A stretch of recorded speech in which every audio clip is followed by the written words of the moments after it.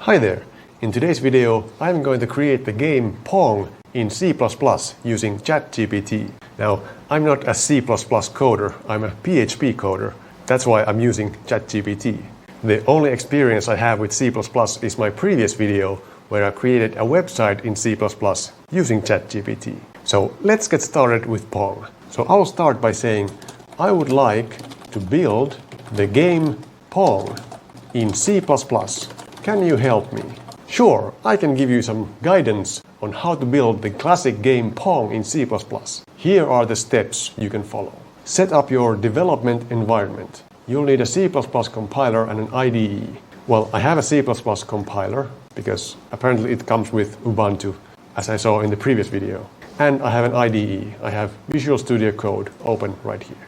Now, I don't have blocks or Eclipse, but I don't think I need them.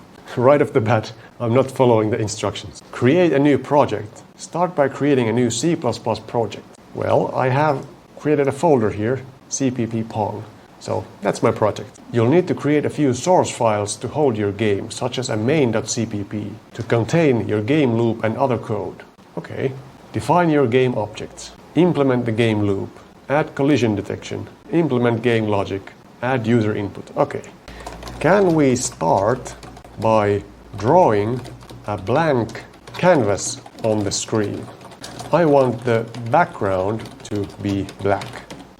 Yes, okay, here we get straight in the code. So we are using some sort of library, SFML, and we have the main function here which renders a window, I guess with the title Pong, and we set it to black and we show it. And we start the game loop. Okay, so that seems simple enough. Let's copy this code and let's create main.cpp.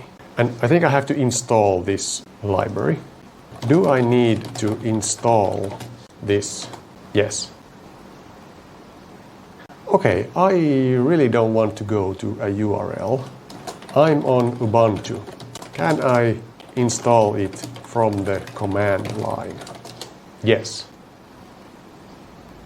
Okay, I will run this command and I will install it. Okay, that is installed. And I remember from the previous video that the command to compile this was G++ and then O, and this is the output file. So I will call it game. And I guess then I give it the main.cpp. Is it this way? I got some errors. Relocation against color black in read-only section text. Let's verify that this is the right command. After installation, you can include the SFML header files and link to the SFML libraries in your C++ code. Here's an example of how to compile a simple SFML program on Ubuntu. Okay, so maybe it's different. Is that the same code? This is an example because it uses a different title here. So I guess I have to use this command to do it. Okay, so let's do that. So G++ main.cpp O game and then all of these extra flags here. Let's see if that works. Okay, we didn't get any errors. So let's run this and see what happens. Hey, look at this. We have a window, a black window. That's great. Great, I got a black window now. Can I now draw a paddle on the left side of the screen? Yes, you can draw a paddle. Is that what they call it? A paddle? I don't know. Okay, so here we are doing the same thing as before. And then we are doing something. What does this do? SF, rectangle shape, left paddle. I don't understand what this line does. There's no like equal sign or anything. What are we doing here? Or is this is the type and this is... No, I don't understand this. In this code, we create a rectangle shape for the paddle using the SF rectangle shapes class. We set the size of the paddle to 20 by 100 pixels and its fill color to white using the set size and set fill color. Okay, so I guess this creates an object, rectangle shape object called left paddle. And then we said, okay, I understand now. And while the window is open, we look for a poll event. No, we poll for an event. And if the event type is closed, then we close the window. Okay. So while the window is open, we clear the window, with a black background, and then we draw the left paddle. Okay, and then we display the window. Okay, that seems pretty simple. So let's update this code and let's compile it again and let's run it. So now we have a paddle. That's great. Okay, now I want to be able to move the paddle up and down using the arrow keys. To move the paddle up and down using the arrow keys, you'll need to handle keyboard input in the game loop and update the position of the paddle accordingly. Here's an example. Okay, so this is the same and that is the same. Then we set a paddle speed, and this is the same thing again. Okay, if we are pressing up, then we move the paddle by this vector. I don't know about vectors, but I guess this is in the X direction and this is in the Y direction. So this goes up and this goes down. Okay, that's easy. Let's copy this and paste it in here. And let's run it again. It's still running here. Let me recompile this and let me run it. Okay, here we have Pong. Whoa, it's very fast. Okay, when I press once, it moves very fast. So I will change the speed to 2 and let's recompile it and run it. That's still a bit fast. Let's set it to 1. Okay, that's better. It's kind of slow now. Can I change it by like 0.2? I guess because it's a float, I'm guessing, because F. Okay, that looks pretty good. So what do we have to do next? Now I have to have a ball in there, and the ball should move to the left in the beginning. Great. Now I want to add a ball in the middle, and it should move to the left by default. To add a ball in the middle of the screen and make it move to the left by default, you can add a circle shape for the ball and update its position in the game loop. Okay, so here we have a circle shape and we move it by the ball velocity, which is defined here. Okay, so x minus 5 and y 0. Okay. So here I can change both of these so I can then make it move diagonally. Okay. Check for collision with the window edge. Okay. Let's copy this code to VS Code and inspect it a bit closer. Okay, we create the rectangle shape. We create the circle shape. We define the paddle speed and we check for when the window is closed and we move the ball. And then we check for collision with the window edges. Okay, so when the ball collides, then it will bounce back. Is that how it's supposed to work? I think it should move in the middle. But let's see. Let's compile this and run it. Okay, so this is what I expected. So now it just moves like this. But this is not really what I wanted. And I can't use the arrow keys anymore. It deleted that part. Okay. So let me go back and open this in a new tab. So I have to save this. So here I check for the collision and then I handle the keyboard input for the up and down arrow keys. So let's see if that works now. Okay, now I can still move and it's very weird how it moves. Or did it changed back? It remembered the paddle speed, but then it didn't remember that it had to add the keyboard events here. Let's compile it again and okay, that is pretty good. But now I don't want it to bounce like this. I want it to bounce from this paddle. And if it goes to the edge, then it should add points to the opponent. So let me see if I can do something here so that it doesn't remove all this code. Can I move this into its own function? So can I do something like handle up and down? And then I will create function void handle up and down. I think this is how you do it. But I'm not going to have these things in here. I can't reference this variable. So what should I do? I could pass them here, paddle speed, and I guess it has to be a float paddle speed. And is this a global thing? I don't think so. Let's see what happens if I try and do this. Okay, I get some error. Handle up and down is not defined in this scope. Aha. is it possible for me to move the handling of the arrow keys and checking of the collision to their separate functions? Yes, it is definitely possible. So how does this work? Okay, so handle input will be this. So how is this different? First of all, we have to pass it the paddle, okay, and then the paddle speed. And check collision, we pass it the ball and the ball velocity. Okay, so now we handle the input and then we check the collision. Okay, so let me copy this. So the reason why I want to do this is, well, first of all, it will look a lot cleaner. And then I can hopefully ask ChatGPT to just create a new function, and then I can just add that in here. So I don't have to create this all in the prompt every time. Okay, let's see if this actually works. It compiled, and it still works. Great. So what should I do next? First of all, I will change this to 1. No, it was 1.2. That was a good speed.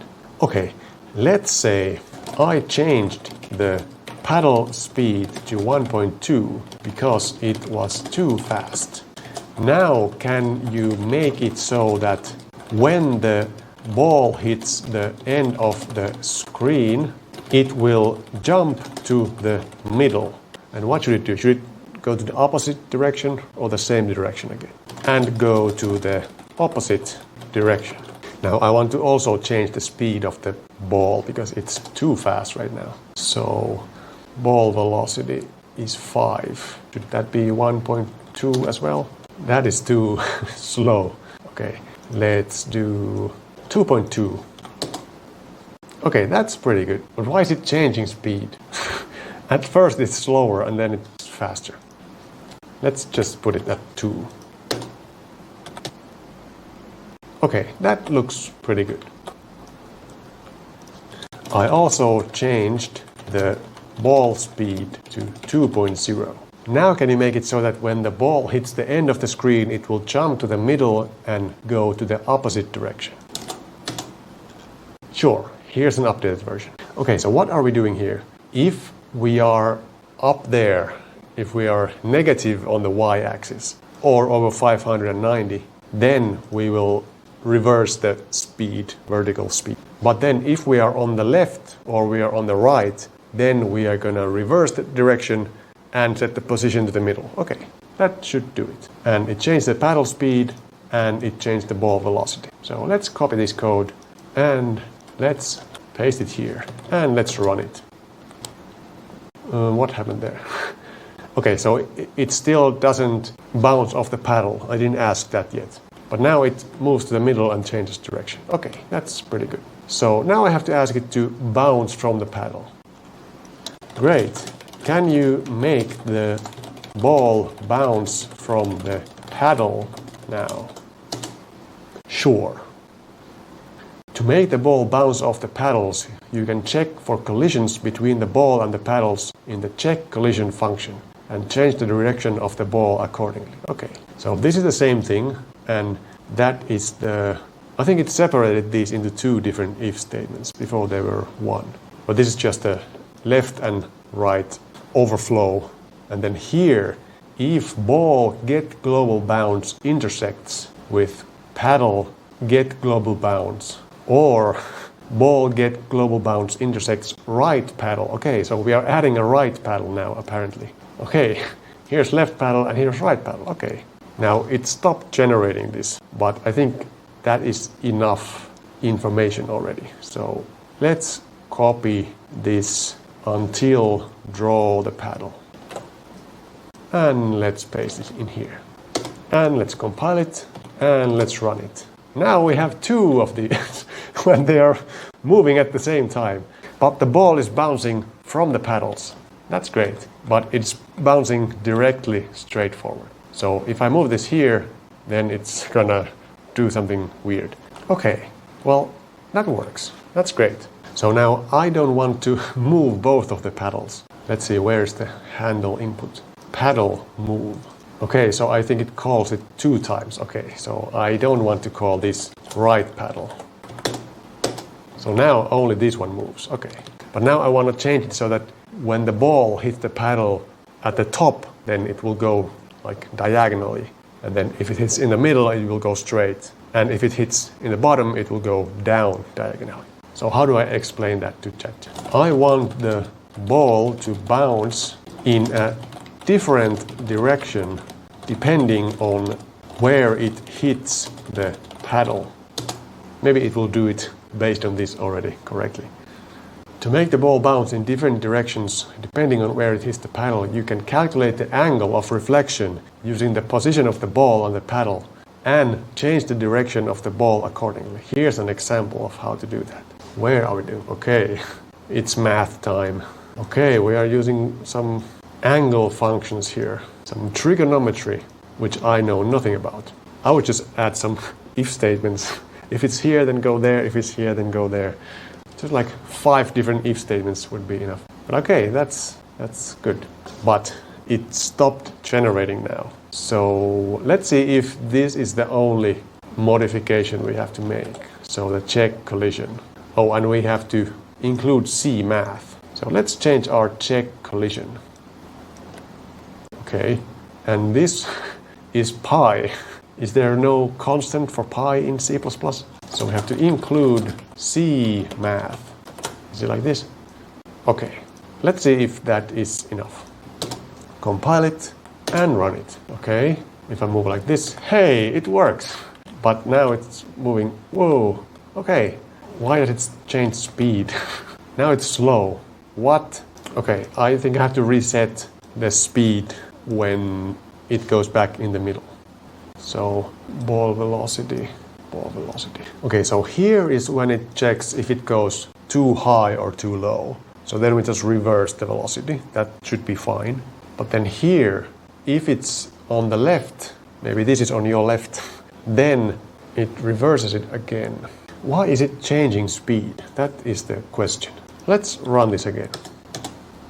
So at first, it moves at a normal speed. If I move down a bit, then it goes there and then it does something. It's still the same speed, okay? No, now it's faster. What's going on? Is there like something happening because there's no like step, like a time defined? It's doing it as fast as it can. Alright, I had a bit of a microphone mishap there. But anyway, so I realized that the game was running faster at some point and slower at another. And I realized that the reason is that we are just going into this while loop and we are doing it as fast as possible. So then when my computer is running faster, then the ball will move faster. So I asked ChatGPT to fix the issue. So I asked it, the ball speed seems to change sometimes. Should we add some kind of ticker that draws the screen at specific intervals? Then it said, yes, you are right. When the game loop runs as fast as possible, the ball will move faster on faster computers and slower on slower computers. To fix this issue, we can add a ticker that updates the game at a fixed interval so that the game runs at the same speed on all computers. Now it explained what to do, but then it actually didn't implement that because the code is getting too long and it stopped short. So let me see if I can just say continue and maybe it will do the rest of the thing. Okay, this comes to rescue now. Continue command. Okay, so here we are setting a game update rate. So 60 frames per second. And we are setting time since last update. And then here we just wait until the time has elapsed. Okay, that makes sense. So let's copy this code. And where should I put this? Here. So we define the game update rate. And while the window is open, we check if we want to close it. And then we wait until the next tick. Okay, so this I can remove. And then we just handle the input and then we move the ball and we do everything. Maybe that's it. Let's try. So I will compile this again and I will run it. And it seems a lot better now. Okay, now it's running smoothly. Okay, that's good. So now I can actually play this thing. Okay, but now the other paddle is moving as well. And what happened there? We got stuck. Okay, so first of all, I have to stop the other paddle from moving. Why is the other paddle moving as well? It moved the handle input here. So everything needs to be inside here. Okay. So this is not actually waiting for anything. I just have to move it here. Okay. So I remove this one and I remove that. And then we recompile this and we run it again. Okay, now it's very slow. It moves very slowly. Okay. So now I will change the speed of the ball to be 2.7 and the paddle speed to be 2.2. And let's compile it and run it. That's pretty good, but the paddle is still too small. Okay. So paddle should be 4.2. Still a bit slow. Is it changing anything? 6.2. Okay, now it's faster. That's good. And the ball could be a bit faster. 3.7. Okay, that's pretty good. So let me try to make it go straight. So if I hit it in the middle, it should go straight. Okay, it's going a bit straighter when it's in the middle. Maybe. It's good enough for me for now. So what do I need to do? Yeah, that's weird. When I hit it like that, then it stops. So what is going on there? Here we are checking if it intersects with the left paddle. And we're calculating something. I think here is happening something weird. Because we are subtracting something, then maybe the velocity becomes 0 and then it stops. Because then in the other places we are just multiplying or we are reversing the number. But if it's 0, then nothing happens. So what if I just add if ball velocity dot x is 0, then ball velocity x is 1. And the same thing with y. So then at least it's moving somewhere. But it shouldn't be 1. It should be the speed. What should it be? So what is this actually doing? I'm guessing this just checks if the ball and the paddle are on top of each other, even a little bit. Then we are calculating relative intersect y, which is left paddle get position y plus half of the paddle. So in the middle. So y, this is the middle of the paddle, okay? Minus the ball position y. Okay, that makes sense. So it's calculating the distance from the middle of the paddle. Okay. And what is normalized relative intersection? It's relative intersect y divided by paddle size divided by 2. So the difference from the middle divided by the middle position. What does that mean? I'm not that good at math. And then we take that and we multiply it by pi divided by 3. What does that mean? Can you explain this for me? Sure. This block of code calculates the angle of reflection for the ball when it hits the left paddle and updates the ball's velocity accordingly to make it bounce off the paddle. Here's a step-by-step explanation. Calculate the distance between the center of the ball and the center of the paddle in the y direction. Okay, I got that. Calculate the y distance between the center of the ball and the center of the paddle. We add left paddle get size y divided by 2 to the y position of the paddle to get the center of the paddle, since the position of the paddle is its top left corner. Normalize the y distance to a value between -1 and 1. Okay. Calculate the angle of reflection based on the normalized. Okay. So the bounce angle will be somewhere between minus pi divided by 3 and plus pi divided by 3. This multiplies the normalized y distance by 3 which is 1/3 of pi. 60 degrees in radians. Okay. This gives us an angle of reflection between -20 and 20 degrees, depending on where the ball hits the paddle. Okay. Update the ball's velocity based on the angle of reflection. Fine. Sometimes the ball gets stuck when it hits the paddle. Why? If the ball gets stuck when it hits the paddle, it's likely because the ball is intersecting with the paddle after the bounce. This can happen if the ball is moving too fast or if the paddle is moving too fast. Okay. One way to prevent the ball from getting stuck is to move the ball back to the point of collision after the bounce. This ensures that the ball is no longer intersecting with the paddle. To do this, you can add the following line of code after the bounce calculation that moves the ball back to the point of collision. Okay, so let me do that. So here I will add this. But wait a minute, this should be after it's moved already. Because of course this is true again, because we checked it here already. Wait a minute, is this the right solution? Move the ball. So should I move it here? Let's try that. So let's try to make it stuck again. I think when it hits here on the top, then it gets stuck. How do I make it do that? Yeah, what happened there? It kind of fixed it, but not really. Now it changed the speed. So I don't really like this solution. That kind of fixed it, but now the ball speed changes sometimes when it hits the paddle. If the ball speed changes when it hits the paddle, it's likely because the ball's velocity is being modified by the paddle's velocity, which can cause the ball to speed up or slow down. To fix this, you can adjust the ball's velocity after the bounce to ensure that it maintains a constant speed. One way to do this is to normalize the ball's velocity vector to have a magnitude of ball speed after the bounce. Okay, that makes sense. This code first calculates the current speed of the ball using the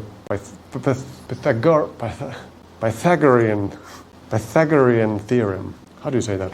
Then it normalizes the ball's velocity vector to have a magnitude of ball speed by multiplying the x and y components of the... Okay, so if I copy this and I put it in here, is that going to fix it? Nope, I have an error. Ball speed was not declared. Okay, so this has to be in here. And let's try again. Okay, now it compiled. Now we have a ball moving there, and it's a lot faster for some reason. I can't. Okay, I think that fixed it. Okay, that's the reason. So now I have to make it slower. So ball speed is going to be 2.5. Okay, that is pretty good. Okay, so now it is starting to look like Pong, and it's feeling pretty good. So what do we need to do next? Now we should make the other paddle move automatically. So how can we do that? Let's take a look at this with the human brain first. So if we have the right paddle here and we want to move it, so we should do something like check the ball's Y position, and if it is higher than the paddle's middle, then we should move up slowly. And if it's lower than the middle, we should move down slowly. And then the speed at which we are moving will determine the difficulty of the game. So how are we moving the left paddle? We are doing it here. So paddle move. Okay, so let me create a function here. Void move opponent paddle. Okay, and it will take the paddle that we want to move. And what will it do? It should take the ball as well. So we will take the ball. And then it should check the Y position of the ball. So how do we check that? Ball get position Y. Okay, so we just say if ball get position Y is smaller than paddle get position Y plus paddle get, how do I get the height of it? This get size Y. So this is the middle of the paddle.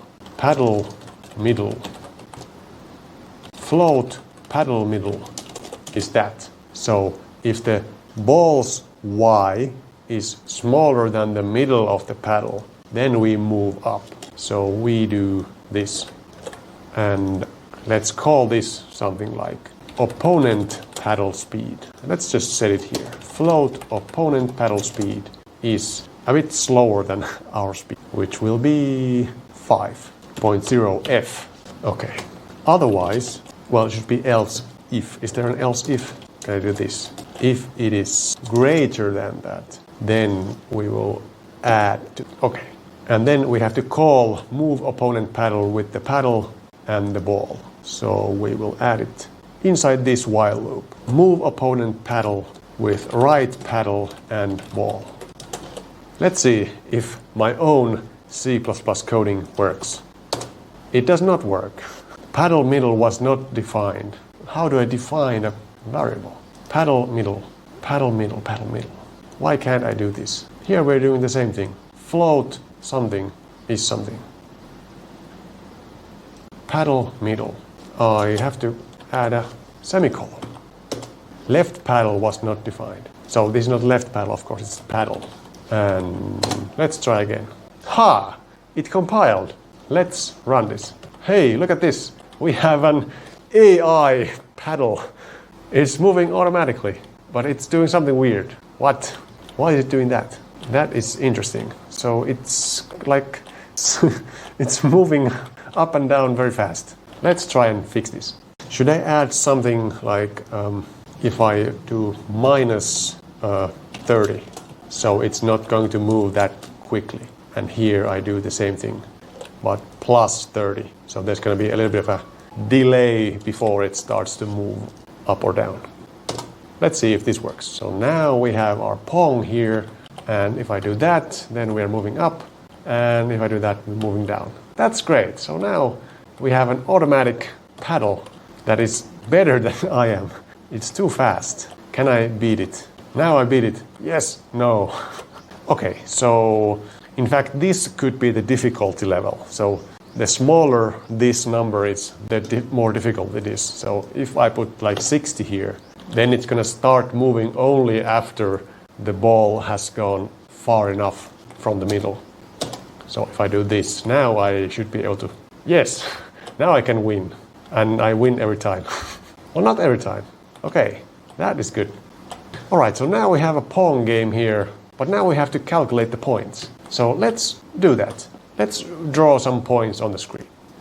So let's say, how do I draw numbers on the screen? I want to add points for the player and the opponent in a big font. To draw numbers on the screen, you can use the sfText class in SFML. Okay, include string. We have to load some font. Okay, let's do this. So I have to import string first. So we will do it here. And then I have to load the font. So this should be in the main function.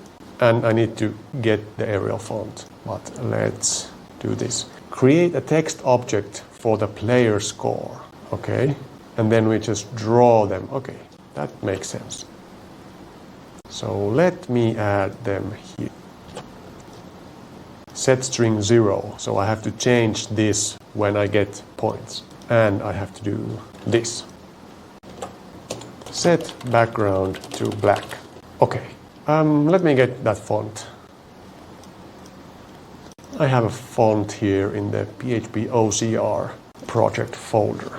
Let's do Ubuntu font and paste it here. And let's say Ubuntu regular. Was it named that way? Yes. So let's see if we can draw something on the screen. Yes, and it's in the right position too. That's cool.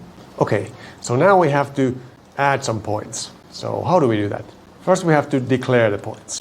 Now I'm already a professional C++ coder. So we're going to have a float. Why does it have to be a float? It can be an int. Player points is 0. And int opponent points is 0. Okay. And then when we collide on the left, that's your left, then we should add the points. How do we add it? Because it's in a different scope. Do I need to bring it in here? Like as a reference, int points. Opponent points. Wait, how does this work? In PHP, if you pass as a reference, then it will modify the original. But I think in these lower level languages, it's the other way. When you pass as a reference, then you can't modify the original. So ball velocity, we are setting a new ball velocity. And it's a reference. So I guess, yeah, this is the way to do it. So integer as a reference, opponent points. And integer as a reference, player points. And then if we, that's not the right one, this one. If we are on the left, then we will say opponent points plus equals 1. Can we do that? And If we are on the right, then we will say opponent player points plus equals 1. And then we will pass that as opponent points. But now this is an integer, but we are setting a string, so this is not PHP. We probably cannot do this. Player points. So let's see what kind of errors we get. Okay, we got something, a lot of something. Too few arguments. I'm sorry, I have to pass them in here. Check collision. Player points and opponent points. Okay. Conversion from int to const SF string is ambiguous. Okay. How do we make it unambiguous? How do I convert an int into an SF string? To string. Standard to string. Okay. Standard to string. And standard to string. And let's try to compile it now. Oh, it compiled. That is amazing. Let's see if it works. 0 points. Let's make a point. I will do this. Yes, I got a point. And he got a point. That's great. Now it's working. So now I just play this game here and try to make as many points as possible. Now the game doesn't end at any point right now, but I have successfully made Pong, I would say. Please leave your comments down below. What do you think of this game? Is this Pong? Do I need to do something else? That is great. Okay, so let's add some kind of game over thing in this. How does that work in Pong? I have no idea. Should we do like if you have 6 points less than the opponent, then it's game over? Or what is the idea of Pong? I have no idea. Let's do that. If you have 6 points less than the opponent, then it's game over. So let's do that somewhere. Let's do it here in the end. If player points minus opponent points is smaller than -6, is that too complicated? If opponent points minus player points is greater than 6, and probably should have parentheses here, then it's going to be game over. And how do we do that? We should draw a text on the screen that says game over. So how does that work? Here we are drawing some text. So let's do that. Let's do it the same way as the score. So we will call it game over text, and very big size. It can be even bigger and white, and the string will be game over. And what is going to be the position? This is 480 from the left and 20 from the top. Is that correct? So let's put something like 250 and 250. And let's run this. And if I then do this, then I should get -6 points pretty soon. What? I made a point actually. I'm still winning, even if I do this, because it's too slow. Maybe I should do something else. Let's see if I just draw the game over text right away. It doesn't work because I have to actually draw it. So I have to use the draw method to say draw game over text. Okay, let's move it a little bit and a little bit more. Okay, and a little bit more to the right. Okay, that's a good game over. Now, how do I stop the game? I should make it so that I can't move anymore after the game over message comes. So, how does that work? I could do something like if game over, then we show this message. And then I can add it here, and I can say Boolean game over is opponent points minus player points greater than 6, then game is over. And then I can say if not game over, then we will be able to move the paddles. And actually all of these, we don't have to do anything if the game is over. And we don't have to, we'll just do this while not game over and time since last update. Okay, that should work. So let's compile this, and let's actually make the game a bit more difficult by changing the number here to 20. And then let's run it. So now if I try and lose, which seems kind of difficult actually. So I have to do this and that, and that, and 2 more points for the opponent. Okay, game over, and then it stops. Okay, so now it works. Now, of course, I would like to start over and maybe like keep some high score or something, but I think this is going to be the end of today's video. Let me know in the comments if you would like me to develop this game further and make like a high score calculation and of course a start over button. Or if you have any other ideas that I could add to this game, then let me know in the comments and I will do another video. You can also recommend to me other video ideas of making something with ChatGPT or without ChatGPT or in another language or something. And of course, remember to subscribe to my channel so you get more videos like this in the future. Thanks for watching and I will see you in the next one.